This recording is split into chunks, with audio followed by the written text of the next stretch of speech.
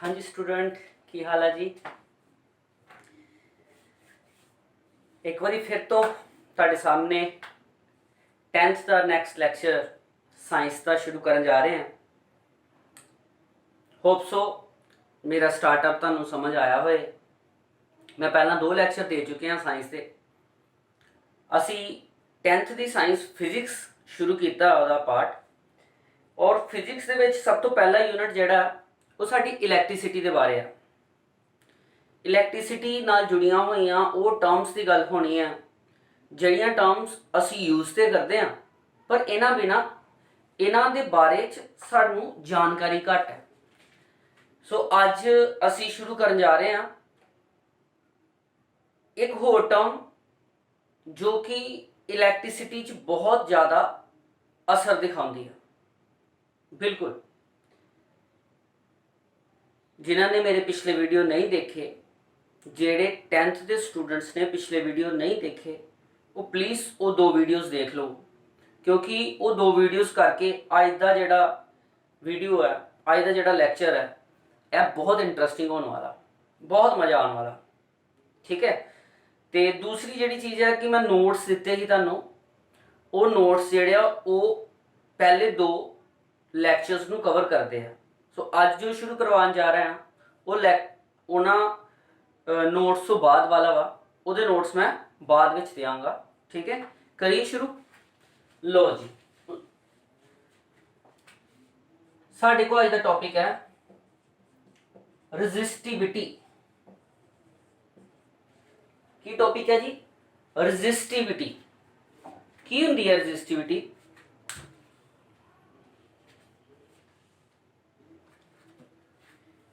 Resistivity बेटा जी last time आप गल की सी रेजिस्टेंस की, याद है ना? मैं तुहानू कहा सी कि अगर मान लो साडे को कोई वायर है, लेट है वायर है, कंडक्टर है और जो ਉਹਦੇ ਵਿੱਚੋਂ कोई करंट ਅਸੀਂ पास करांगे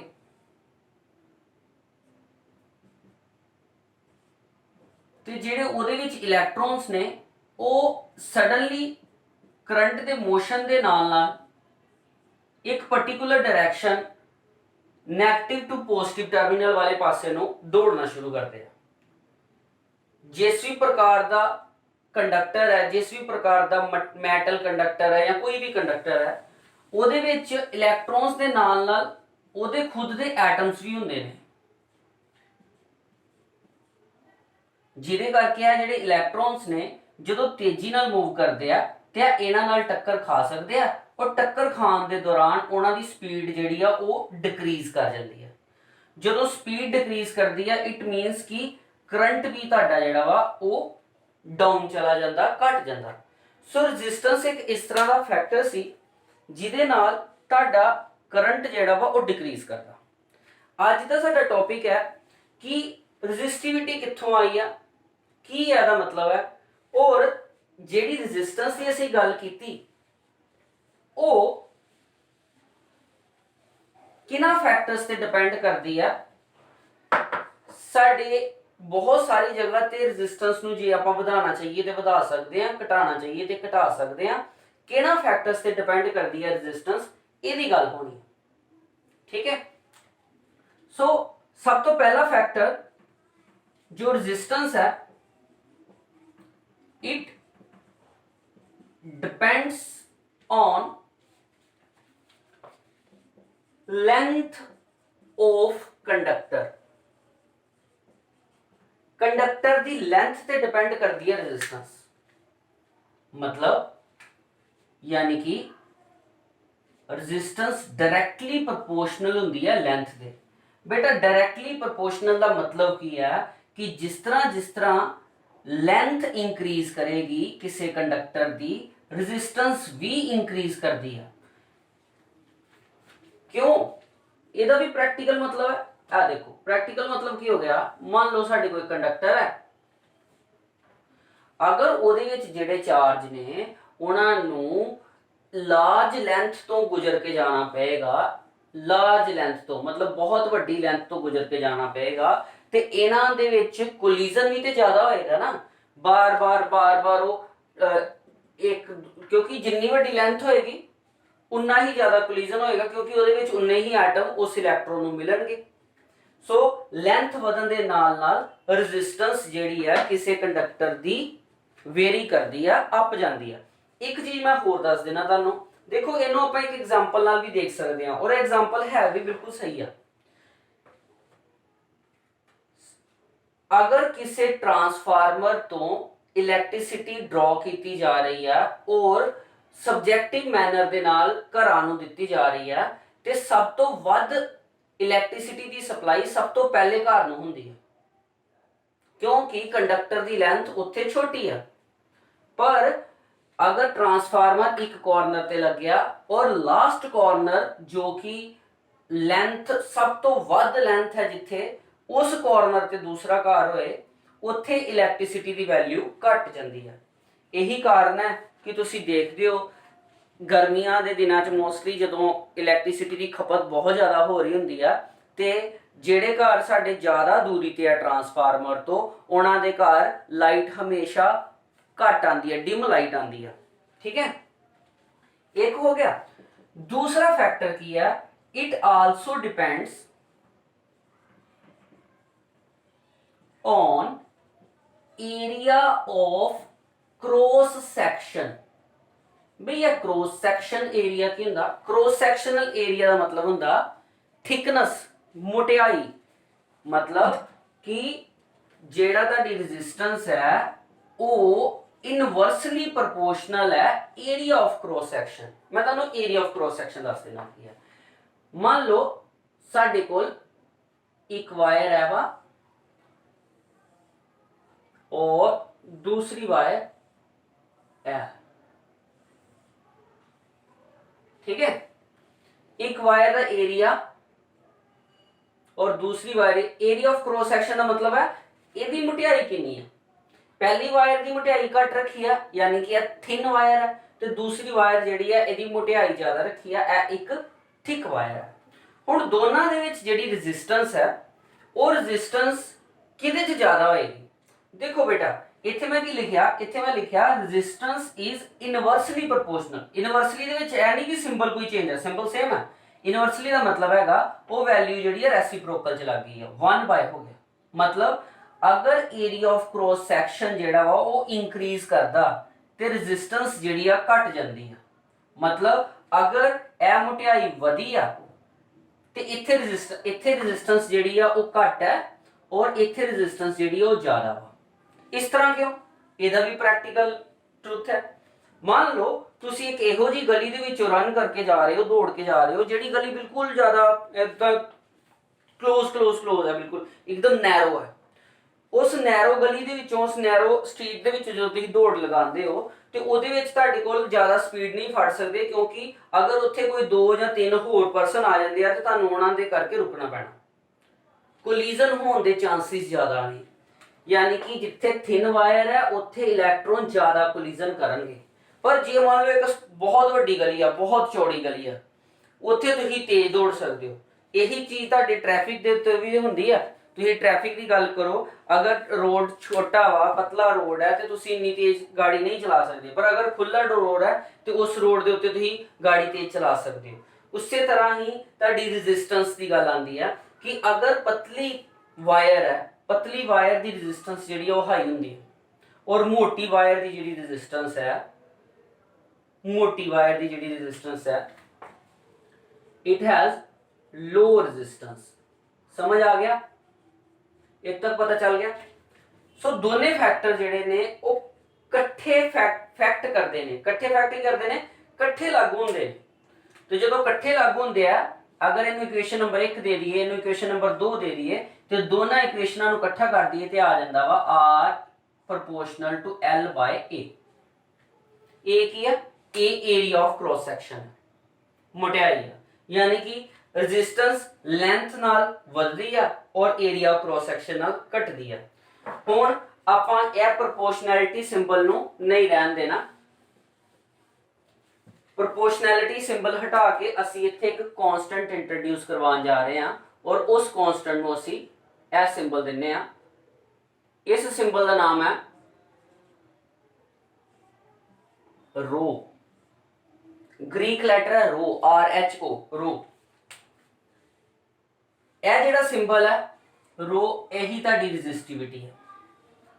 यानी कि रेजिस्टेंस लेंथ ते डिपेंड करती है, एरिया ऑफ क्रॉस सेक्शन ते डिपेंड करती पई है, और एक होर चीज आ गई वो हैगी है कांस्टेंट रेजिस्टेंस, सॉरी कांस्टेंट, जिन्हों रो क्या, यही तुहाडी रेजिस्टिविटी कहलाती है।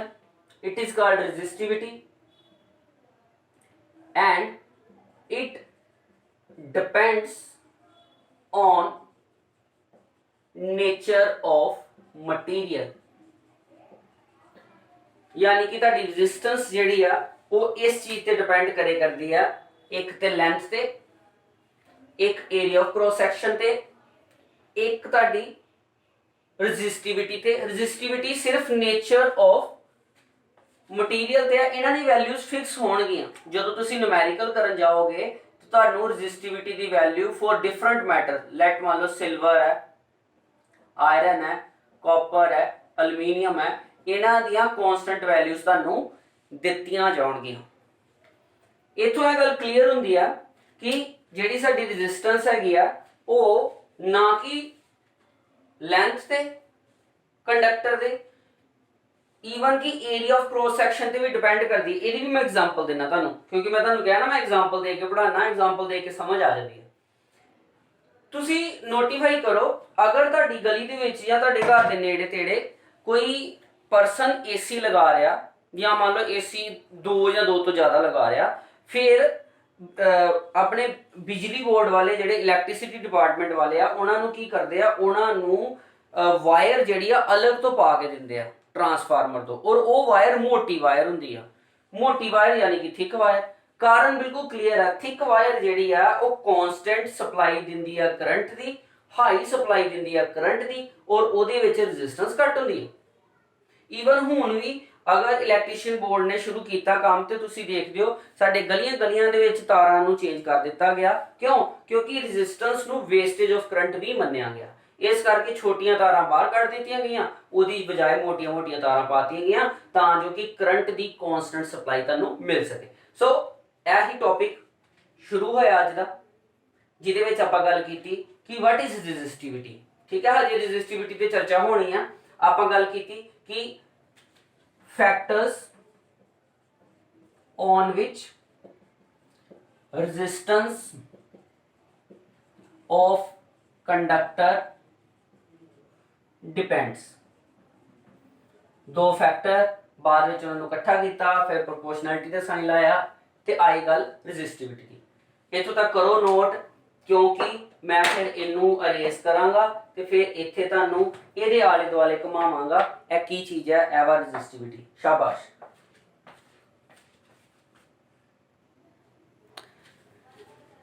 हाँ जी, हो गया जी, ठीक है। सो गल करते हैं अगे कादी भला, रेजिस्टिविटी। रेजिस्टिविटी छड्डनी नहीं है, चंगी तरह करनी है, चंगी तरह। मेरी एक चीज याद रखियो, मैं बहुत बार बोलता, बहुत ही बोलता वैसे, और वो है वा कि अपने मन दे विच ऐसी कन्फर्म कर लो कि जदों भी कोई भी टॉपिक नूं पढ़ना तो सिर्फ एक बार पढ़ना, और इहो जिहा पढ़ना कि उन्होंने दूजी बार पढ़न की लोड़ ना पवे।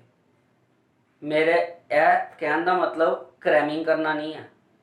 अपने दिमाग नूं पूरी तरह खोलो और पूरी सारी दी सारी चीज़ नूं, सारे फैक्टर, सारिया एग्जाम्पलां मन विच लियाया करो।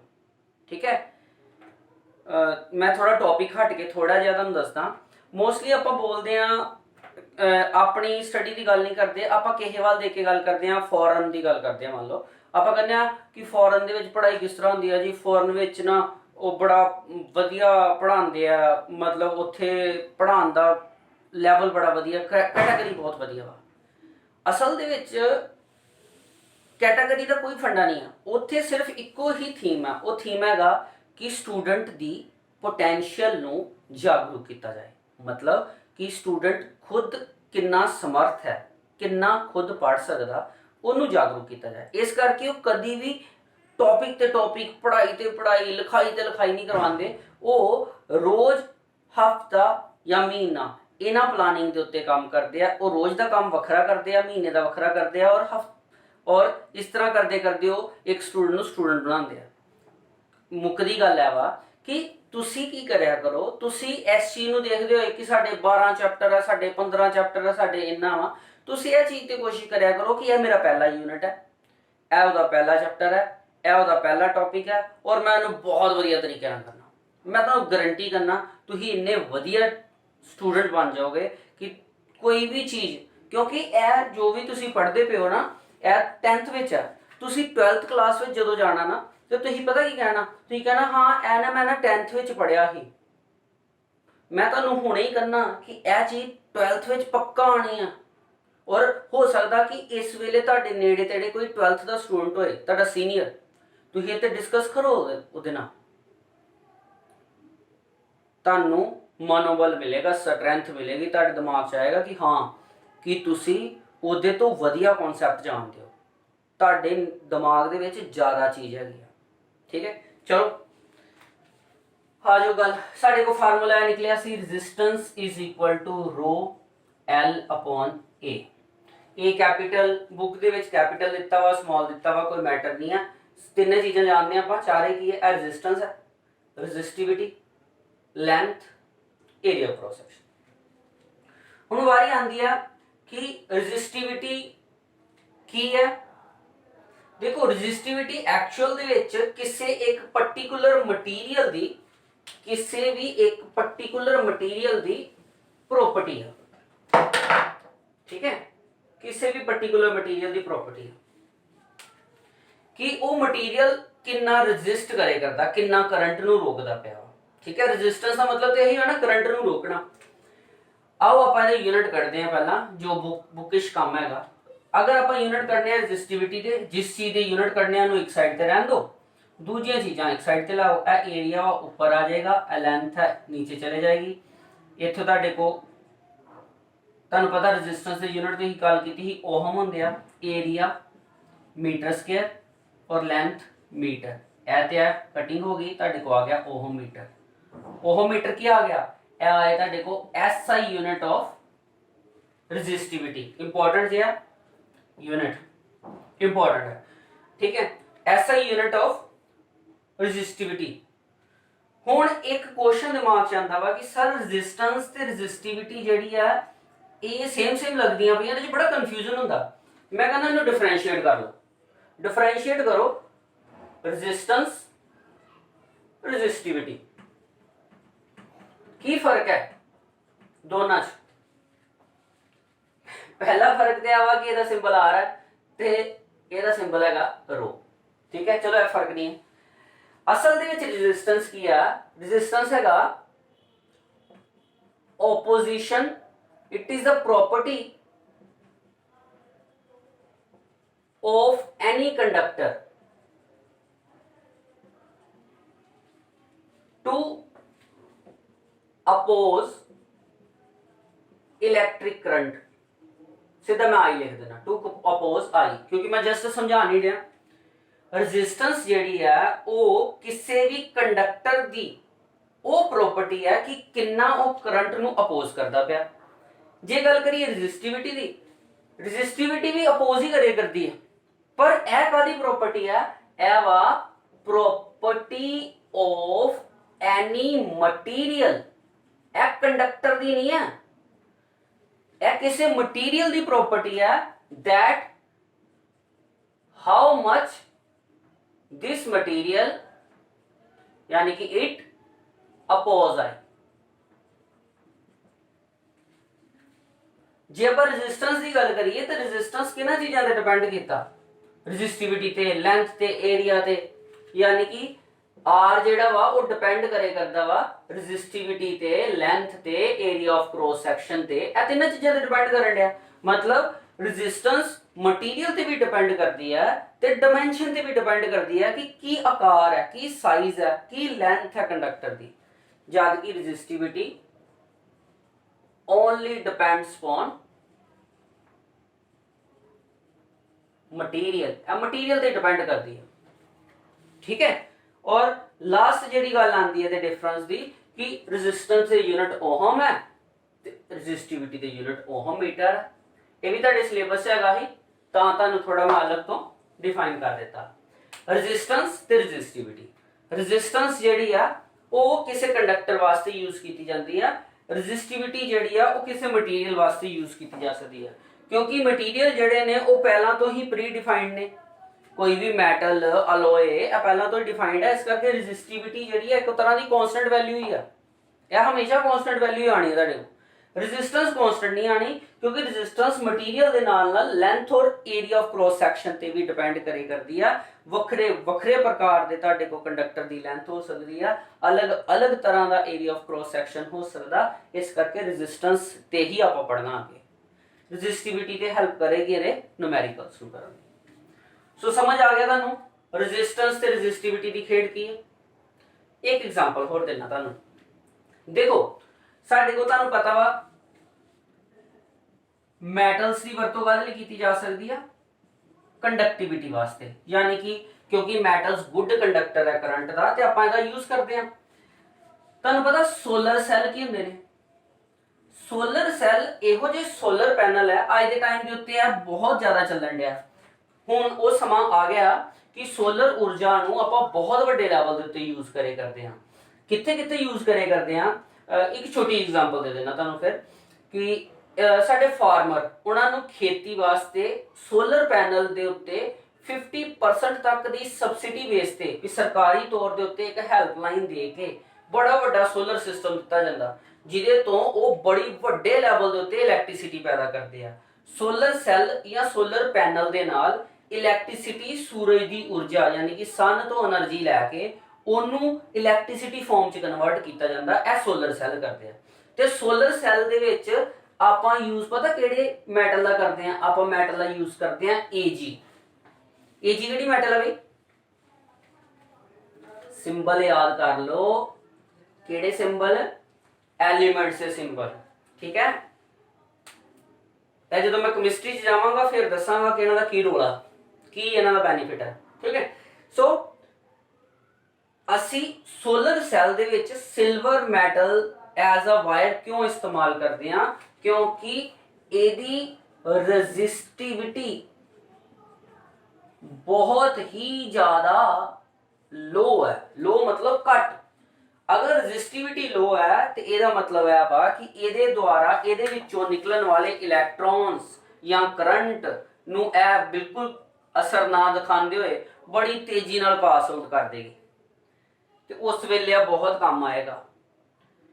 ਸੋ ਜਿੱਥੇ ਸਾਨੂੰ high amount of electric transmission चाहिए, high amount of current transmission चाहिए, उत्थे आपां लो रजिस्टिविटी वाली मैटल्स की इस्तेमाल करांगे।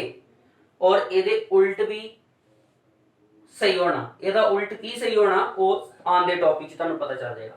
उल्ट मतलब कि जिथे कंडक्टिविटी जिहड़ी आ वो घट चाहिदी आ, रजिस्टिविटी ज़्यादा चाहिदी आ, उत्थे आपां दा इस्तेमाल करांगे। इदां दा भी कोई एरिया हैगा? हाँ जी हैगा, दसदा वां, पहला इन्हूं नोट करो।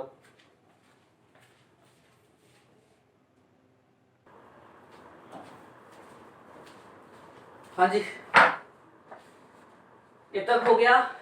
लो जी, मैं तुहानूं जिद्दां कि कहा कि रजिस्टिविटी नूं आपां इत्थे छड्डना ते रेजिस्टेंस नूं अगे लैके चलना, क्योंकि रेजिस्टेंस जिहड़ी आ वो अगे काम आनी आ, या कह लो कि साडे मेन टॉपिक च है। देखो बेटा, कोई भी बोर्ड एग्जामिनेशन कोई बुक जिहड़ी आ वो एक कहानी की तरह ही हुंदी है। मैं तुहानूं स्टार्ट च ही कहा कहानी की तरह समझावांगा, क्योंकि सानूं कहानियां समझ आती हैं। अगर कोई भी अच्छा रीडर उन्हां बुक्स नूं सही तरीके नाल रीड करेगा तो तुहानूं उहदे विच सुनाई जाण वाली कहानी समझ आ जाएगी। और वो अच्छा रीडर ही होएगा जिहड़ा कि उस कहानी दे विच गलती लभण च कामयाब होएगा। तुसीं गलतियां भी कड्डोगे बशर्ते बुक पढ़िया करो। खैर मैं किसी बुक की निंदा नहीं करता, पर मेरा खुद का मनना यह वा कि कोई भी बुक जिहड़ी आ वो सिंपलैसट फॉर्म च होनी चाहिए। अगर बुक बहुत ज़्यादा कंपलैक्स बना दी जाती है और एक लाइन दे विच चार चार अर्थ होणगे तो उत्थे गड़बड़ हो जाती है। इस करके तुहानूं कोई भी बुक मिले, कुछ स्टूडेंट पूछते हैं सर किहड़ी बुक पढ़नी चाहिए है, जो बुक तुहानूं समझ आती है वो पढ़नी चाहिए है। मैं वैसे तुहानूं दस देना, एक बुक है ऑथर ने आई थिंक लखबीर सिंह करके नाम है, सीरीज है ना, हसबैंड वाइफ है, वो करते हैं दोने इकट्ठे ही जड़े वो बुक करते हैं, शायद एक फिजिक्स के ने एक केमिस्ट्री के ने, मैनूं पूरा नहीं, मैं बुक देखी, बुक बहुत वधिया। ਉਹਦੇ ਵਿੱਚ ਉਹਨਾਂ ਨੇ ਨਾ बड़ा एक्सप्लेनेशन ਦਿੱਤਾ, और सब तो खास गल है बुक के एंड ਦੇ ਵਿੱਚ एक्सरसाइज बहुत है, ਤੁਹਾਡੇ ਕੋਲ बहुत ਸਾਰੀਆਂ प्रॉब्लम सॉल्व ਕਰਨ ਦੇ ਲਈ क्वेश्चंस ने, और जिस हिसाब ਨਾਲ ਤੁਹਾਡੇ ਕੋਲ ਇਸ ਵੇਲੇ टाइम है ਤੁਸੀਂ ਇਹਨੂੰ ਵਧੀਆ कर सकोगे। ठीक है, लखमीर सिंह। ठीक, ओके, चलो ਅੱਗੇ ਆਨੇ ਆਪਾਂ। ਅੱਗੇ ਟੌਪਿਕ ਹੈਗਾ ਸਾਡੇ ਕੋਲ ਰੈਜ਼ਿਸਟੈਂਸ ਦੇ ਉੱਤੇ, ਰੈਜ਼ਿਸਟੈਂਸ ਕੰਬੀਨੇਸ਼ਨ। ਰੈਜ਼ਿਸਟੈਂਸ ਕੰਬੀਨੇशंस ਦਾ मतलब ਕੀ ਹੋ ਗਿਆ, ਨਾਮ ਤੋਂ ਹੀ ਸਮਝ ਗਏ ਹੋਣੇ ਹੋ, ਜਿਨ੍ਹਾਂ ਨੇ ਪਹਿਲਾਂ ਪੜਿਆ ਉਹਨਾਂ ਨੂੰ ਤੇ ਉੱਠ ਕੇ ਖੜੇ ਹੋ ਗਏ ਹੋਣੇ ਆ, ਸਰ ਜੀ ਇਹ ਤੇ ਸਾਨੂੰ ਪਤਾ। ਰੈਜ਼ਿਸਟੈਂਸ ਕੰਬੀਨੇਸ਼ਨ ਦਾ ਮਤਲਬ ਹੈ ਕਿ ਜਿਹੜੀ ਤੁਸੀਂ ਰੈਜ਼ਿਸਟੈਂਸਿਸ ਨੇ ਉਹਨਾਂ ਨੂੰ ਕਿਸ ਤਰ੍ਹਾਂ ਯੂਜ਼ ਕਰ ਸਕਦੇ ਹੋ। ਮੈਂ ਤੁਹਾਨੂੰ ਸਟਾਰਟ 'ਚ ਹੀ ਕਿਹਾ ਸੀ ਕਿ ਰੈਜ਼ਿਸਟੈਂਸ ਨੂੰ ਅਸੀਂ ਆਪਣੀ ਮਰਜ਼ੀ ਨਾਲ ਵਧਾ ਜਾਂ ਘਟਾ ਸਕਦੇ ਹਾਂ, ਡਿਪੈਂਡ ਕਰਦਾ ਵਾ ਕਿ ਤੁਸੀਂ ਉਹਨੂੰ ਲਗਾਇਆ ਕਿਸ ਤਰ੍ਹਾਂ ਵਾ, ਅਟੈਚ ਕਿਸ ਤਰ੍ਹਾਂ ਕੀਤਾ ਵਾ। ਸਾਡੇ ਕੋਲ ਰੈਜ਼ਿਸਟੈਂਸ ਦੇ ਕੰਬੀਨੇਸ਼ਨ 'ਚ ਪਹਿਲਾ ਕੰਬੀਨੇਸ਼ਨ ਜੋ ਪੜਨ ਜਾ ਰਹੇ ਹਾਂ ਆਪਾਂ ਉਹ ਹੈਗਾ ਰੈਜ਼ਿਸਟੈਂਸਿਸ ਇਨ ਸੀਰੀਜ਼। ਸੀਰੀਜ਼ ਦਾ ਮਤਲਬ ਹੈ ਇੱਕ ਸੀਰੀਜ਼ ਦੇ ਵਿੱਚ ਰੈਜ਼ਿਸਟੈਂਸ ਨੂੰ ਲਗਾ ਦੇਣਾ। ਠੀਕ ਹੈ,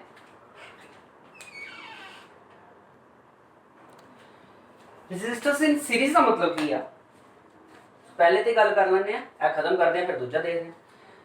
ਉਹਦਾ ਮਤਲਬ ਹੈਗਾ ਕਿ ਰੈਜ਼ਿਸਟੈਂਸਿਸ ਨੂੰ ਸੀਰੀਜ਼ ਦੇ ਵਿੱਚ ਲਗਾ ਦੇਣਾ।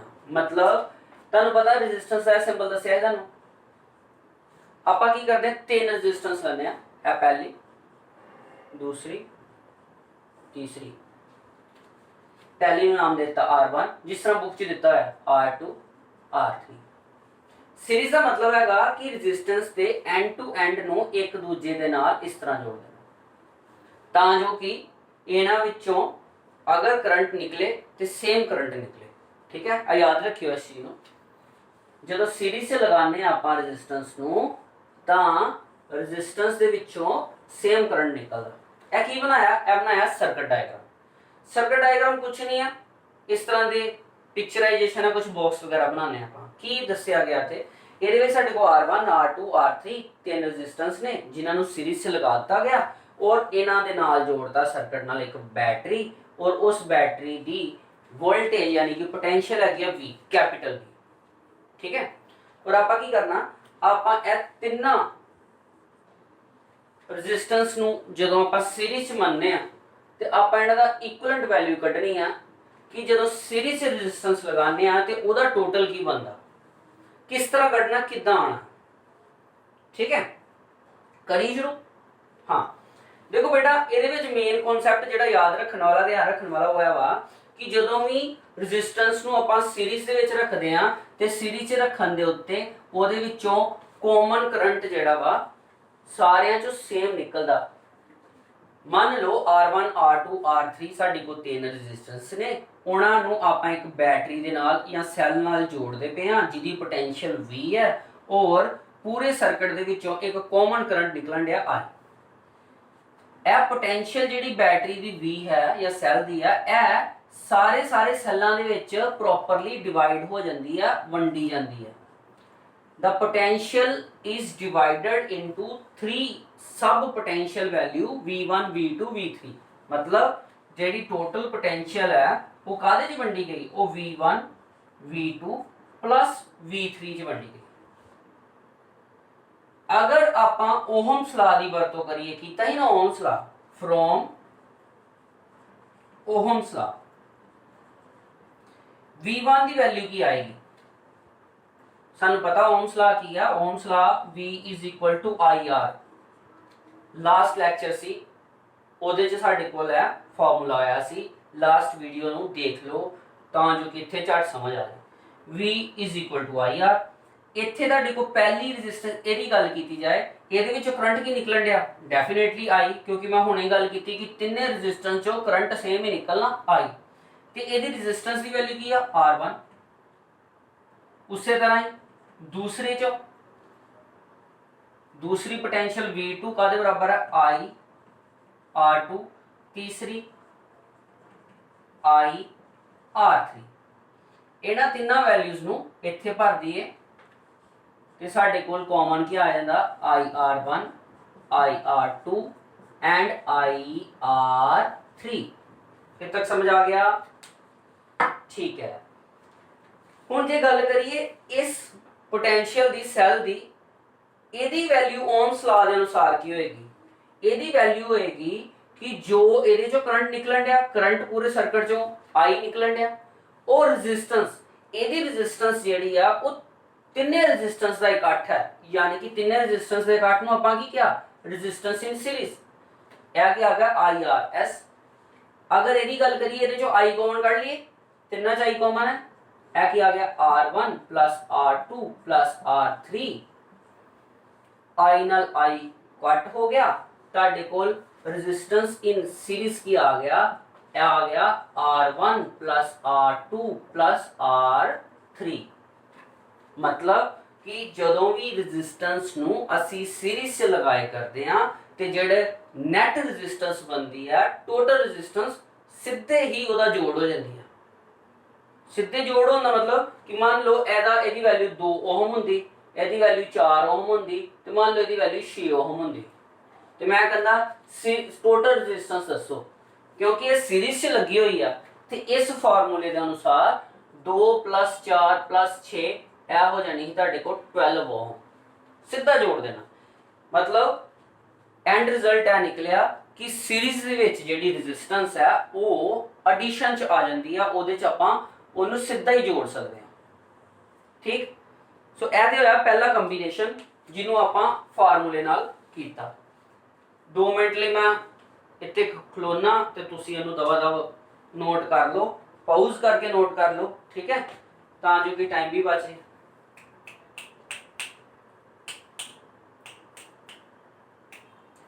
ओके जी, मैं पिछे ही हुण वारी आंदी है रेजिस्टेंस इन पैरेलल।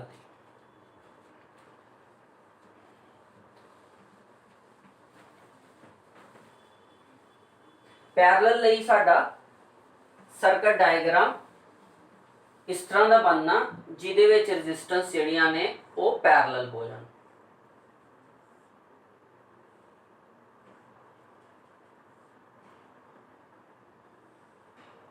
और यह रेजिस्टेंस पैरेलल सैल दे भी पैरेलल ही ने।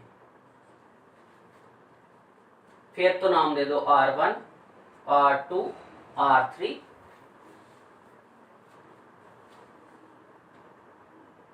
जदों आपां रेजिस्टेंस नूं सीरीज च लगाया सी ते ओदी पोटेंशियल जिहड़ी सी वो वंडी गई ही V1 V2 और V3 च, पर जदों रेजिस्टेंस नूं पैरेलल लगाया जांदा ते जो सैल दे अक्रॉस पोटेंशियल है वही ईच रेजिस्टेंस दे अक्रॉस आंदी है, यह अलग नहीं आंदी।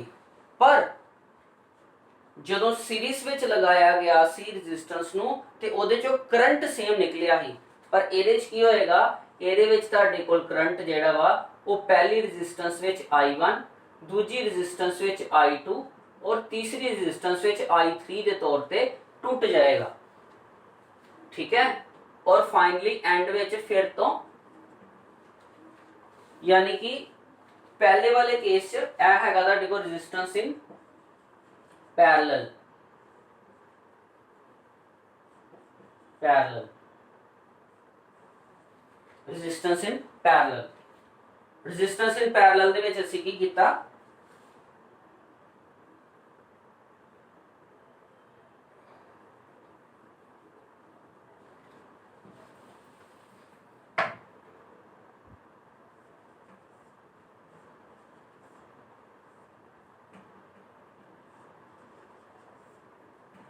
रेजिस्टेंस लईआं 3 R1 R2 R3 ते उन्हां नूं लगाता पैरेलल टू दा सैल।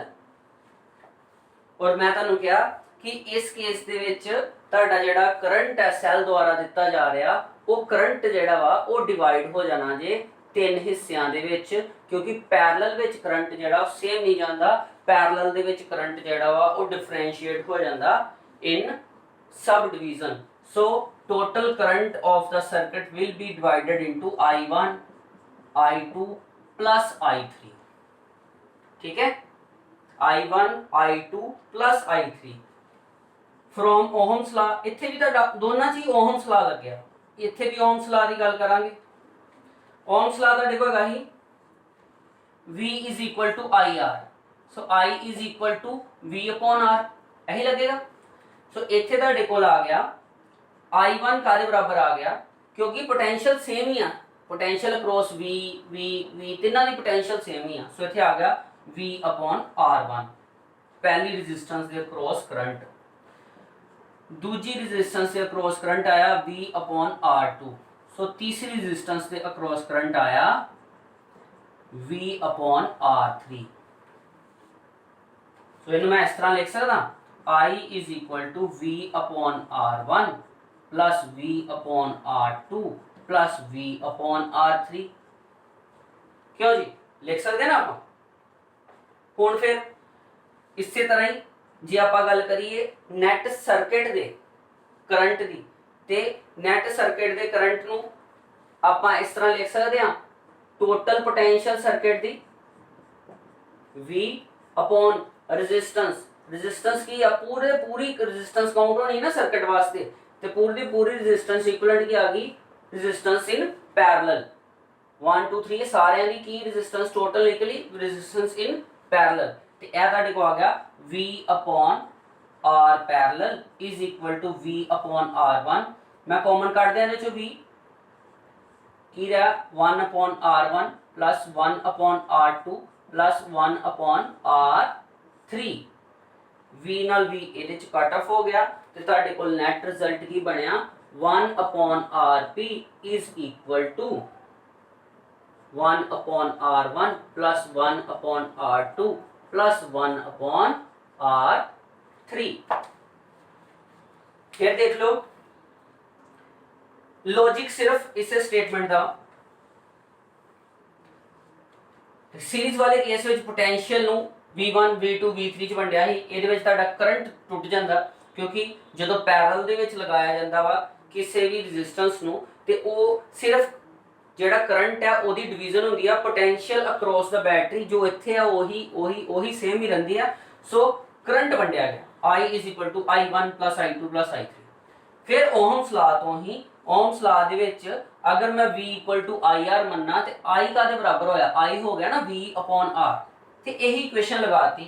ਪਹਿਲੀ ਇਸ ਰੈਜ਼ਿਸਟੈਂਸ ਵਾਸਤੇ ਤੁਹਾਡੇ ਕੋਲ ਕਰੰਟ ਦੀ ਵੈਲਿਊ ਕੀ ਆ ਗਈ, ਇੱਥੇ ਆ ਗਈ V upon R1, ਇੱਥੇ ਆ ਗਈ V upon R2, ਤੇ ਇੱਥੇ ਆ ਗਈ V upon R3। ਸੋ ਇਹਨਾਂ ਵੈਲਿਊਜ਼ ਨੂੰ ਇਸ ਜਗ੍ਹਾ ਤੇ ਭਰ ਦਿੱਤਾ ਗਿਆ।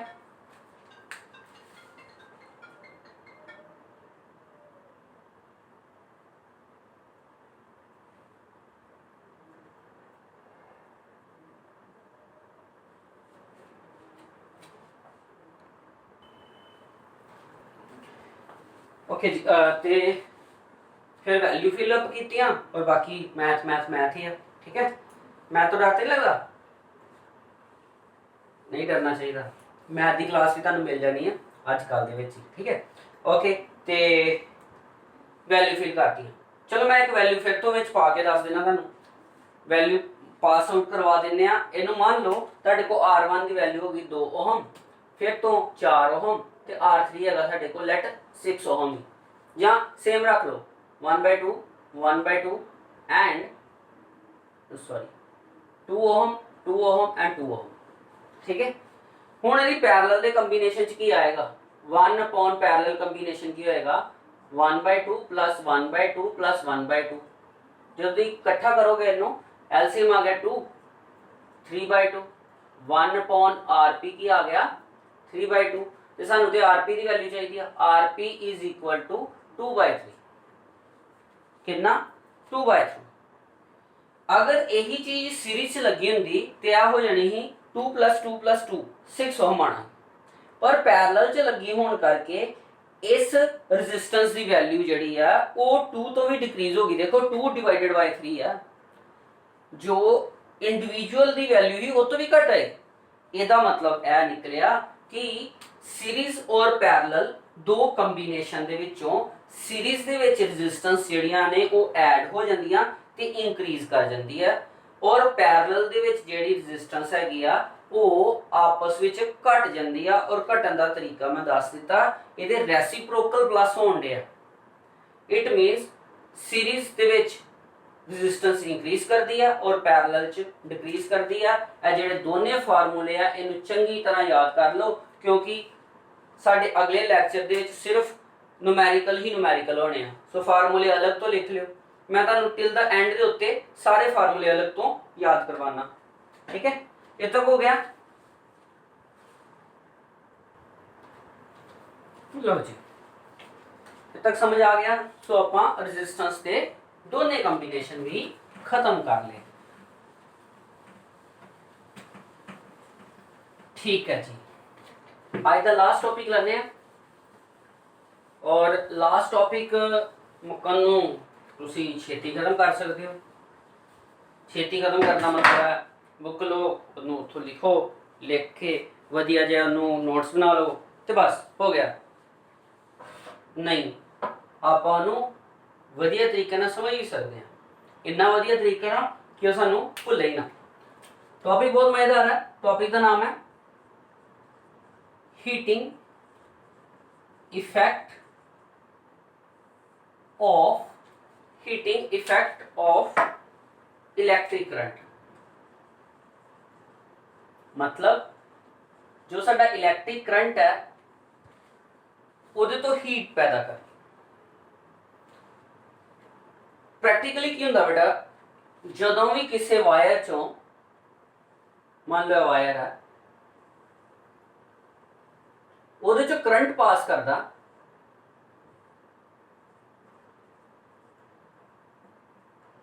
यानी कि चार्ज मूव करता, ते वो वायर हीट अप हो जाती है। वायर हीट अप हो जाती है, यानी कि गर्म हो जाती है। ये सच है कि नहीं है? सच है। काफ़ी एग्जांपल्स है, तुसी नोट करियो। साडे घर विच टैलीविजन है, कुछ टाइम बाद चले तो अगर आप उहदे पिछे बॉडी के उत्ते जाके हाथ लगाइए प्लास्टिक बॉडी के उत्ते तो थोड़ी गर्म हो गया होंदा। वो क्यों गर्म हो गया? कोई वो अपने हीटिंग डिवाइस थोड़ा वो इलैक्ट्रिक डिवाइस है, वो तो ही सिर्फ देखते जे। कारण यही है कि उहदे विच इहो जिहे कंपोनेंट है जिन्हां चों जदों तक करंट निकल गया वो हीट अप हो गया। ठीक है, सो सिंपल दी एग्जांपल होगी। हुण गल आंदी है कि हीटिंग इफेक्ट की है, किदां ए हीट अप हो जांदा, किस तरह कोई कंडक्टर करंट निकलन तो बाद हीट अप हो जांदा, इहदे पिछे की कारण है? देखो, इहदे पिछे मेजर रोल हैगा रेजिस्टेंस दा। ते तुहानूं याद है मैं रेजिस्टेंस दी डेफिनेशन दस्सी ही तुहानूं। रेजिस्टेंस क्यों हुंदी है? जदों कोई कंडक्टर विचों करंट पास हुंदा ते उहदे जिहड़े चार्ज पार्टिकल्स ने, वो चार्ज पार्टिकल जिद्दां कि इलैक्ट्रॉन्स ने, वो उहदे विच ही पए होए मैटल्स एटम दे नाल, मैटल्स एटम जिहड़े ने उहनां नाल जाके कोलाइड करदे ने, टक्कर खांदे ने। ਇਹ ਜਿਹੜੇ हाई स्पीड इलैक्ट्रॉन्स ने जिन्हां दी काइनेटिक एनर्जी बहुत हाई हुंदी है, वो जदों कोलिजन करते ने बिटवीन एटम्स ते उन्हां दी जिहड़ी काइनेटिक एनर्जी आ वो कन्वर्ट हो जाती है हीट एनर्जी च। हाँ जी, इनू बोलते हैं साडी फिजिक्स की भाषा में इनू कहा जाता law of conservation of energy. इस लॉ के अनुसार एक फॉर्म तो दूजी form they which energy transfer हो जाती है। ठीक है, इनू बोलिया जाता law of conservation of energy. मैं तुहानूं इहदे ते एक होर एग्जांपल देना। मान लो असी एक गन तो एक बुलेट नूं फायर किया, बुलेट फायर फ्रॉम गन, तो वो जाके एक लकड़ी दे तख्ते दे उत्ते, लकड़ी दे बॉक्स दे उत्ते उत्थे जाके टकरांदी है। ब्लॉक है बड़ा बड़ा, उत्थे जाके टकरांदी है। जिस तरह टकरांदी है हुण की होएगा, उत्थे जाके रुक जाएगी। इहदी स्पीड बहुत ज़्यादा होंदी है। तुसीं कुछ सैकंड बाद देखोगे ਇਹਦੇ ਵਿੱਚੋਂ ਧੂਆਂ ਨਿਕਲਦਾ ਪਿਆ ਹੋਏਗਾ। ਇਹ ਜਿਹੜੀ ਹੀਟ ਨਿਕਲੀ ਹੈ, ਜਿਹੜਾ ਧੂਆਂ ਨਿਕਲਿਆ, ਕਿਉਂ ਨਿਕਲਿਆ? ਕਿਉਂਕਿ ਇਹ ਜਿਹੜੀ ਬੁਲਟ ਦੀ ਕਾਇਨੈਟਿਕ એનર્ਜੀ ਹੀ ਉਹ ਕਨਵਰਟ ਹੋ ਗਈ ਹੀਟ એનર્ਜੀ ਚ। ਸੇਮ ਉਸੇ ਤਰ੍ਹਾਂ ਹੀ ਇਹ ਜਿਹੜੇ ਹਾਈ ਸਪੀਡ ਇਲੈਕਟ੍ਰੋਨਸ ਨੇ ਜਦੋਂ ਵਾਇਰ ਦੇ ਵਿੱਚੋਂ ਮੂਵ ਕਰਦੇ ਨੇ ਤੇ ਆ ਬਾਰ-ਬਾਰ ਐਟਮਸ ਦੇ ਨਾਲ ਕੋਲਾਈਡ ਕਰਦੇ ਆ, ਔਰ ਇਸ ਕੋਲੀਜਨ ਦੇ ਦੌਰਾਨ ਉਹਨਾਂ ਦੀ ਕਾਇਨੈਟਿਕ એનર્ਜੀ ਜਿਹੜੀ ਆ ਉਹ ਹੀਟ એનર્ਜੀ ਦੇ ਵਿੱਚ ਤਬਦੀਲ ਹੋ ਜਾਂਦੀ ਆ, ਕਨਵਰਟ ਹੋ ਜਾਂਦੀ ਹੈ। ਸੋ ਇਹ ਜਿਹੜਾ ਲਾਅ ਬਣਿਆ, ਇਹ ਲਾਅ ਇਹ ਦੱਸਦਾ ਕਿ ਜਦੋਂ ਵੀ ਕਿਸੇ ਵਾਇਰ ਚੋਂ ਇਲੈਕਟ੍ਰਿਸਿਟੀ ਯਾਨੀ ਕਿ ਕਰੰਟ ਪਾਸ ਆਊਟ ਕੀਤਾ ਜਾਏਗਾ, ਉਹ ਕਰੰਟ ਪਾਸ ਆਊਟ ਕਰਨ ਦੇ ਉੱਤੇ ਲੋਟ ਆਫ ਹੀਟ ਉਹ ਤਾਂ ਪ੍ਰੋਡਿਊਸ ਕਰੇਗਾ ਜਿਹਦਾ ਪਿੱਛੇ ਮੇਨ ਕਾਰਨ ਹੋਏਗਾ ਉਹਦਾ ਰੈਜ਼ਿਸਟੈਂਸ ਦਾ। ਵੀ ਰੈਜ਼ਿਸਟੈਂਸ ਹੁੰਦੀ ਹੈ ਕੰਡਕਟਰ ਚ ਜਿਹਦੇ ਕਰਕੇ ਹੀਟ ਪ੍ਰੋਡਿਊਸ ਕਰੇਗਾ। ਸੋ ਰੈਜ਼ਿਸਟੈਂਸ ਦੇ ਉੱਤੇ ਹੀਟ ਪ੍ਰੋਡਿਊਸ ਕਰੇਗਾ। ਸਾਨੂੰ ਪਤਾ ਰੈਜ਼ਿਸਟੈਂਸ ਦਾ ਫਾਰਮੂਲਾ ਕੀ ਹੈ? ਰੈਜ਼ਿਸਟੈਂਸ ਦਾ ਫਾਰਮੂਲਾ ਹੈਗਾ R rho L upon A। L upon A। अगर मैं खुद चाहना कि मेरा ਜਿਹੜਾ ਕੰਡਕਟਰ ਹੈ ਉਹ ਲੋਟ ਆਫ ਹੀਟ ਪ੍ਰੋਡਿਊਸ ਕਰੇ, ਸੋ ਇਸ ਫੈਕਟਰ ਦੇ ਹਿਸਾਬ ਨਾਲ ਮੈਨੂੰ ਰੈਜ਼ਿਸਟੈਂਸ ਨੂੰ ਇੰਕਰੀਜ਼ ਕਰਨਾ ਚਾਹੀਦਾ, ਕਿਉਂਕਿ ਜਿੰਨੀ ਜ਼ਿਆਦਾ ਰੈਜ਼ਿਸਟੈਂਸ ਹੋਏਗੀ ਉਨਾ ਹੀ ਜ਼ਿਆਦਾ ਜਿਹੜੀ ਕਾਇਨੈਟਿਕ એનર્ਜੀ ਆ ਉਹ ਹੀਟ એનર્ਜੀ ਦੇ ਵਿੱਚ ਕਨਵਰਟ ਹੋਏਗੀ। ਸੋ ਰੈਜ਼ਿਸਟੈਂਸ ਜ਼ਿਆਦਾ ਕਰਨ ਦੇ ਲਈ ਕਿਹੜੀਆਂ ਚੀਜ਼ਾਂ ਦਾ ਇੱਥੇ ਧਿਆਨ ਰੱਖਿਆ ਜਾਏਗਾ? ਸਭ ਤੋਂ ਪਹਿਲਾਂ ਜਿਹੜੀ ਚੀਜ਼ ਹੈਗੀ ਆ ਉਹ ਹੈਗੀ ਆ ਰੋ। ਇਹੋ ਜੀ ਮੈਟਲ ਦਾ ਇਸਤੇਮਾਲ ਕੀਤਾ ਜਾਏ ਜਿਹਦੀ ਰੈਜ਼ਿਸਟਿਵਿਟੀ ਜਿਹੜੀ ਆ ਉਹ ਬਹੁਤ ਹਾਈ ਹੋਏ। ਇਹੀ ਕਾਰਨ ਹੈ ਕਿ ਜਿਹੜੀ ਹੀਟ ਪ੍ਰੋਡਿਊਸ ਕਰਨ ਵਾਲੀਆਂ ਡਿਵਾਈਸਿਸ ਨੇ, ਜਿੱਦਾਂ ਕਿ ਤੁਹਾਡੇ ਗੀਜ਼ਰ ਹੋ ਗਏ ਜਾਂ ਹੀਟਰ ਹੋ ਗਏ, ਠੀਕ ਹੈ, ਉਹਨਾਂ ਦੇ ਵਿੱਚ ਪਿਓਰ ਮੈਟਲ ਦਾ ਇਸਤੇਮਾਲ ਨਹੀਂ ਕੀਤਾ ਜਾਂਦਾ, ਕਿਉਂਕਿ ਮੈਟਲ ਦੀ ਰੈਜ਼ਿਸਟਿਵਿਟੀ ਜਿਹੜੀ ਆ ਲੋ ਹੁੰਦੀ ਆ। ਇਹਦੇ ਵਿੱਚ ਆਪਾਂ ਯੂਜ਼ ਕਰਦੇ ਆ ਅਲੋਇਸ ਦਾ। ਕੁਐਸਚਨ ਆਣਾ ਤੁਹਾਨੂੰ, why alloys are used in heating devices? ਕਾਰਨ ਕਿਉਂਕਿ ਇਹਨਾਂ ਦੀ ਰੈਜ਼ਿਸਟਿਵਿਟੀ ਵੈਲਿਊ ਹਾਈ ਆ, ਔਰ ਰੈਜ਼ਿਸਟਿਵਿਟੀ ਜਿੰਨੀ ਜ਼ਿਆਦਾ ਹੋਏਗੀ ਰੈਜ਼ਿਸਟੈਂਸ ਉਨੀ ਜ਼ਿਆਦਾ ਹੋਏਗੀ, ਰੈਜ਼ਿਸਟੈਂਸ ਜ਼ਿਆਦਾ ਹੋਏਗੀ ਹੀਟ ਜ਼ਿਆਦਾ ਪ੍ਰੋਡਿਊਸ ਹੋਏਗੀ। ਸੋ ਅਲੋਇਸ ਜਿੱਦਾਂ ਕਿ ਨਿਕਰੋਮ,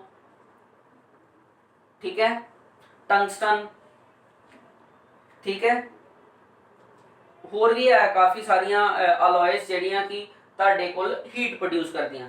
ਸੋ ਇੱਥੇ ਵਿੱਚ ਪਹਿਲਾ ਇਹ ਆ ਗਿਆ ਕਿ ਰੈਜ਼ਿਸਟੈਂਸ ਜ਼ਿਆਦਾ ਰੱਖਣ ਕਰਕੇ ਅਸੀਂ ਉਹਨਾਂ ਅਲੋਇਸ ਦਾ ਇਸਤੇਮਾਲ ਕਰਦੇ ਹਾਂ, ਨਾਟ ਮੈਟਲ। ਹੀਟਿੰਗ ਡਿਵਾਈਸ ਵਿੱਚ ਅਲੋਏ ਦੀ ਵਰਤੋਂ ਕੀਤੀ ਜਾਂਦੀ ਹੈ, ਠੀਕ ਹੈ। ਦੂਸਰਾ ਫੈਕਟਰ ਹੈਗਾ ਲੈਂਥ। ਆਪਾਂ ਇਹ ਕੋਸ਼ਿਸ਼ ਕਰਨੀ ਹੈ ਕਿ ਜਿਹੜਾ ਕੰਡਕਟਰ ਯੂਜ਼ ਕਰੀਏ ਉਹਦੀ ਲੈਂਥ ਜ਼ਿਆਦਾ ਤੋਂ ਜ਼ਿਆਦਾ ਬਣ ਜੇ। ਹੁਣ ਲੈਂਥ ਜ਼ਿਆਦਾ ਵਧਾਉਣ ਦੇ ਲਈ ਏਡਾ ਵੱਡਾ ਕੰਡਕਟਰ ਤੇ ਬਣਾਉਣਾ ਔਖਾ। ਤੁਸੀਂ ਮੋਸਟਲੀ ਨੋਟ ਕਰਿਓ ਇਹੋ ਜਿਹੇ ਕੰਡਕਟਰ ਜਿਹੜੇ ਹੀਟਿੰਗ ਡਿਵਾਈਸਿਸ ਵਾਲੇ ਨੇ ਉਹਨਾਂ ਨੂੰ ਸਪਾਇਰਲ ਫਾਰਮ ਚ ਬਣਾਇਆ ਜਾਂਦਾ ਇਸ ਤਰ੍ਹਾਂ। ਇਹਦੇ ਵਿੱਚ ਜ਼ਿਆਦਾ ਲੈਂਥ ਬਣੇਗੀ, ਜ਼ਿਆਦਾ ਰੈਜ਼ਿਸਟੈਂਸ ਹੋਏਗੀ। ਔਰ ਤੀਸਰਾ ਫੈਕਟਰ ਹੈਗਾ area of cross section. Area of cross section ਦੇ ਵਾਸਤੇ ਇਹ ਏਰੀਆ ਆਫ ਕ੍ਰੋਸ ਸੈਕਸ਼ਨ ਜਿਹੜਾ ਵਾ ਬਿਲਕੁਲ ਥਿਨ ਹੋਣੀ ਚਾਹੀਦੀ ਹੈ ਵਾਇਰ। ਇਸ ਕਰਕੇ ਇਹ ਜਿਹੜੀਆਂ ਵਾਇਰਸ ਹੁੰਦੀਆਂ ਨੇ ਇਹਦੇ ਵਿੱਚ ਇਹ ਜ਼ਿਆਦਾ ਮੋਟਾਈ ਦੀਆਂ ਨਹੀਂ ਹੁੰਦੀਆਂ। ਸੋ ਇਹ ਤੁਹਾਡੇ ਕੋਲ ਕਨਸੈਪਟ ਆ ਜਾਂਦਾ ਕਿ ਰੈਜ਼ਿਸਟੈਂਸ ਜਿਹੜੀ ਆ ਉਹ ਮੇਜਰ ਰੋਲ ਅਦਾ ਕਰਦੀ ਆ ਕਿਸੇ ਵੀ ਕੰਡਕਟਰ ਦੇ ਵਿੱਚ ਕਿ ਉਹ ਜ਼ਿਆਦਾ ਤੋਂ ਜ਼ਿਆਦਾ ਹੀਟ ਅਪ ਹੋਏ। ਹੁਣ ਆਂਦੀ ਵਾਰੀ ਕਿ ਕਿਆ heating effect of electric current ਵਾਸਤੇ ਕੋਈ ਫਾਰਮੂਲਾ ਬਣੇਗਾ? ਜੀ ਬਣੇਗਾ ਵਾ, ਉਹਨੂੰ ਤੁਸੀਂ ਬੜਾ ਯਾਦ ਰੱਖਦੇ ਹੋ, ਪਰ ਬਣਿਆ ਕਿੱਥੋਂ ਉਹਦੀ ਗੱਲ ਹੋਣੀ ਆ। ਕਿੱਥੋਂ ਬਣਿਆ?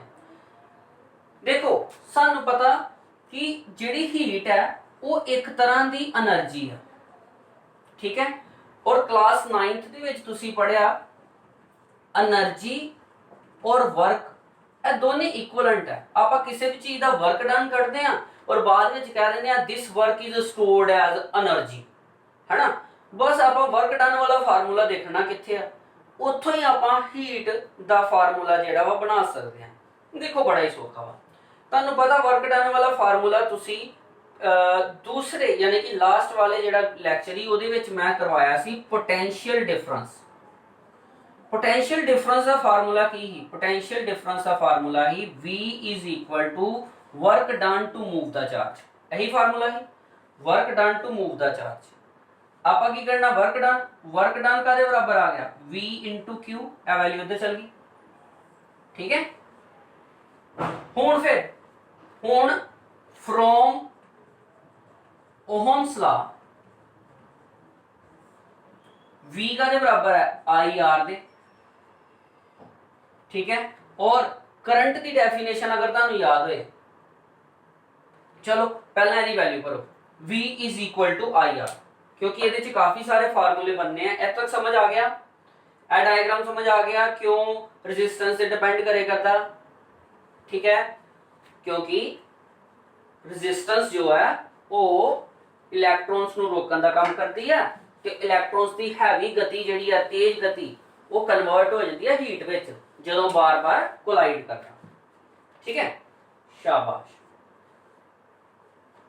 ओम्स ला की V is equal to IR, so work done is equal to, यही वर्क डन नु कहो कि हीट एनर्जी के बराबर है, सो आप इदा कह सकते हैं दिस वर्क इज इक्वलेंट या इक्वल या स्टोर्ड एज हीट एनर्जी। यही वर्क डन ते हीट एनर्जी बनान दिया, सो इस करके हीट एनर्जी का फार्मूला आ गया। इत्थे मैं V की वैल्यू भरती IRQ,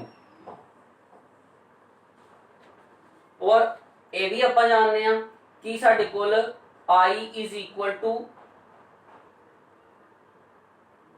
Q बाई T हुंदा, सो Q का दे बराबर आ गया IT दे, ए भी वैल्यू इत्थे भरो। हीट का दे बराबर आ गई IR इंटू IT, है ना,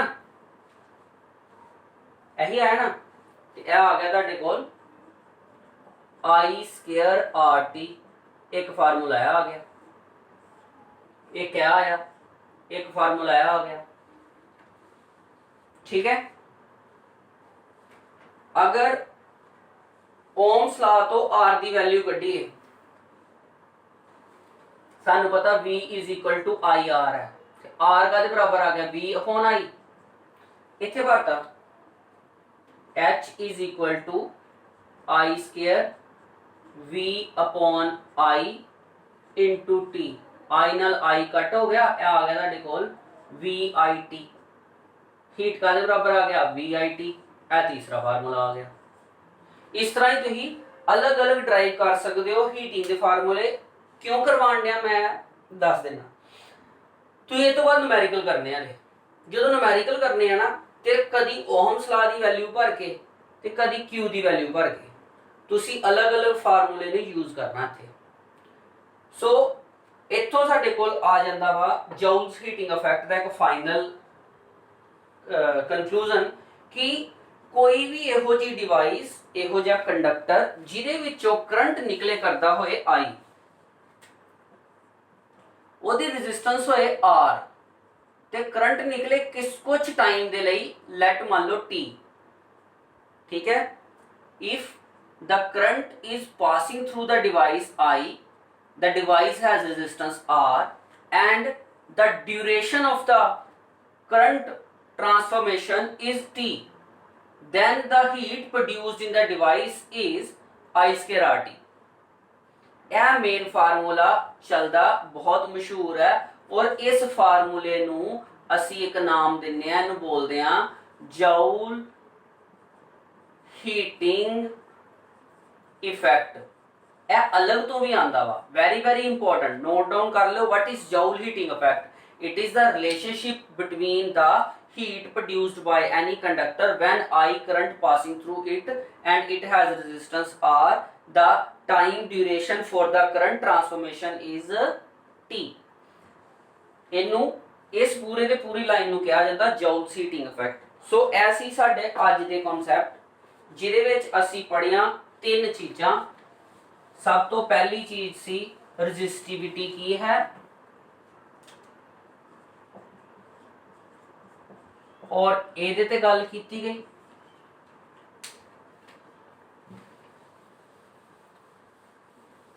फिर मैं तुहानू कहा कि रजिस्टिविटी एक कांस्टेंट क्वांटिटी होनी है किसी मटीरियल वास्ते, ते यह सानू दिती जाएगी, और फिर भी पता होना चाहिए। ते दूसरी गल आपां कीती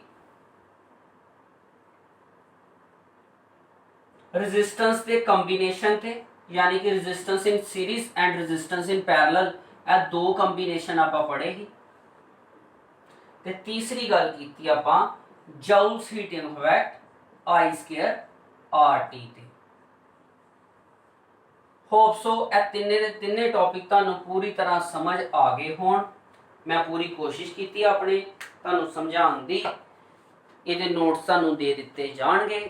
ਅਗਰ ਤੁਹਾਨੂੰ ਇਹ ਵਿਜ਼ੂਅਲ ਵਧੀਆ ਲੱਗੇ ਕਰਦੇ ਹੋਣ, ਸਮਝ ਆਏ ਕਰਦੀ ਆ, ਇੱਕ ਕੰਮ ਕਰਨਾ ਬੇਟਾ ਜੀ, ਮੈਂ ਨੰਬਰ ਆਪਣਾ ਪਹਿਲਾਂ ਵੀ ਦੇ ਚੁੱਕਿਆ ਵੀਡੀਓ ਤੇ ਔਰ ਗਰੁੱਪਸ ਦੇ ਵਿੱਚ ਵੀ, ਤੇ ਹੁਣ ਫੇਰ ਦੇ ਦੇਣਾ। ਇਹ WhatsApp ਨੰਬਰ ਹੈ, ਇੱਥੇ ਮੇਰੇ ਕੋਲ ਗਰੁੱਪ ਚੱਲਦਾ ਪਿਆ ਨੋਟਸ ਵਾਸਤੇ। ਮੈਂ ਨੋਟਸ ਦੇ ਰਿਹਾ ਸਟੂਡੈਂਟਸ ਨੂੰ ਇਹਨਾਂ ਜੁੜੇ ਹੋਏ, ਕਿਉਂਕਿ ਅਗਰ ਕੱਲੇ ਤੁਸੀਂ ਟਿਊਟੋਰੀਅਲ ਦੇਖੋਗੇ ਤੇ ਤੁਸੀਂ ਨੋਟਸ ਨਹੀਂ ਬਣਾ ਪਾਓਗੇ, ਥਿਊਰੀ ਦੇ ਵਿੱਚ ਪਿੱਛੇ ਰਹਿ ਜਾਓਗੇ, ਤੁਹਾਡਾ ਲਿਖਤ ਵਾਲਾ ਕੰਮ ਘਟ ਜਾਣਾ। ਔਰ ਮੈਂ ਜਿਸ ਤਰ੍ਹਾਂ ਤੁਹਾਨੂੰ ਅਗਲੇ ਲੈਕਚਰ 'ਚ ਨੂਮੈਰੀਕਲ ਸ਼ੁਰੂ ਕਰਵਾਉਣ ਜਾ ਰਿਹਾ, ਤੇ ਨੂਮੈਰੀਕਲ ਦਾ ਜਿਹੜਾ ਪਾਰਟ ਹੈ, ਅਸਾਈਨਮੈਂਟ ਪਾਰਟ ਹੈ, ਉਹ ਮੈਂ ਤੁਹਾਨੂੰ ਕਿਸ ਤਰ੍ਹਾਂ ਦਿਆਂ। ਸੋ ਇਸ ਨੰਬਰ ਦੇ ਉੱਤੇ ਆਪਣੇ ਨੰਬਰ ਤੋਂ ਆਪਣੇ ਨਾਮ ਦੇ ਨਾਲ ਮੈਸੇਜ ਕਰ ਦੇਣਾ ਆਪਣੀ ਕਲਾਸ ਦੇ ਨਾਲ, ਠੀਕ ਹੈ ਓਨਲੀ। ਸੋ ਇਹ ਲੈਕਚਰ ਜਿਹੜੇ ਨੇ ਬਿਲਕੁਲ ਫ੍ਰੀ ਨੇ, ਇਹਦੇ ਲਈ ਕੋਈ ਵੀ ਚਾਰਜ ਨਹੀਂ ਹੈ। ਨੋਟਸ ਵੀ ਦਿੱਤੇ ਜਾਣਗੇ। ਸ਼ਰਤ ਸਿਰਫ ਇੱਕੋ ਹੀ ਹੈ ਕਿ ਲੈਕਚਰ ਨੂੰ ਰੈਗੂਲਰ ਦੇਖੋ। ਇਹ ਨਹੀਂ ਕਿ ਤੁਸੀਂ ਖੁਦ ਕਰੋ, ਆਪਣੇ ਸਰਕਲ 'ਚ ਆਪਣੇ ਦੋਸਤਾਂ ਨੂੰ ਦੱਸੋ। ਕੋਸ਼ਿਸ਼ ਕਰੋ ਕਿ ਇੱਕ ਕਲਾਸ ਦੀ ਤਰ੍ਹਾਂ ਬਿਹੇਵੀਅਰ ਬਣ ਸਕੇ, ਠੀਕ ਹੈ। ਅਗਰ ਤੁਹਾਨੂੰ ਲੱਗੇਗਾ ਕਿ ਕੋਈ ਪ੍ਰੋਬਲਮਸ ਆ ਰਹੀਆਂ ਨੇ ਤੇ ਤੁਸੀਂ ਲਾਈਵ ਹੋ ਕੇ ਵੀ ਮੇਰੇ ਕੋਲੋਂ ਇਹਨਾਂ ਨੂੰ ਸਮਝ ਸਕਦੇ ਹੋ, ਕੋਈ ਇਸ਼ੂ ਨਹੀਂ ਹੈ, ਠੀਕ ਹੈ, ਕੋਈ ਇਸ਼ੂ ਨਹੀਂ ਹੈ। ਸੋ ਇੰਨਾ ਹੀ ਤੁਹਾਨੂੰ ਕਰਨਾ। ਤੇ ਜੋ ਵੀ ਸਟੂਡੈਂਟ ਹੈ ਦੇਖਦੇ ਪਏ ਆ, ਉਹਨਾਂ ਨੂੰ ਸਿਰਫ ਇੱਕੋ ਰਿਕੁਐਸਟ ਹੈ ਬੇਟਾ, ਇਹ ਸਟੱਡੀ ਪੈਟਰਨ ਨੂੰ ਜ਼ਿਆਦਾ ਤੋਂ ਜ਼ਿਆਦਾ ਅੱਗੇ ਲੈ ਕੇ ਚੱਲੋ। ਇਹਦੇ ਪਿੱਛੇ ਕੋਈ YouTube ਦੀ ਫੋਲੋਸ਼ਿਪ ਬਣਾਉਣ ਦਾ ਕੋਈ ਜ਼ਰੂਰਤ ਨਹੀਂ ਹੈ। ਮੈਂ ਨਹੀਂ ਕਹਿ ਰਿਹਾ ਕਿ ਇਹਨੂੰ ਤੁਸੀਂ ਕਿਸੇ ਨੂੰ, ਤੁਸੀਂ ਸਿਰਫ ਸਟੂਡੈਂਟਸ਼ਿਪ ਵਧਾਉਣੀ ਹੈ। ਜਿਹੜੇ ਸਟੂਡੈਂਟ ਤੁਹਾਡੇ ਸੀਨੀਅਰ ਜੂਨੀਅਰ ਨੇ, ਜੋ 9th 10th 11th 12th ਦੇ ਸਟੂਡੈਂਟ ਨੇ, ਉਹ ਇਸ ਚੈਨਲ ਨੂੰ ਫੋਲੋ ਕਰੋ।